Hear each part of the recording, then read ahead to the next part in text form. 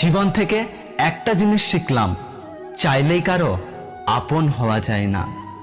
পরিস্থিতি মানুষকে অনেক কিছু শেখায়, যেমন একা চলতে শেখায়, নিজের পায়ে দাঁড়াতে শেখায়, বাস্তবতা শেখায়, চেনা মানুষগুলোর আড়ালে অচেনা মানুষকে চিনতে শেখায়।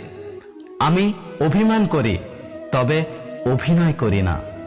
লোকে কি ভাবলো, লোকে কি করলো তা ভেবে কখনো কিছু করো না, কারণ মনে রেখো জীবনটা তোমার, লোকের নয়।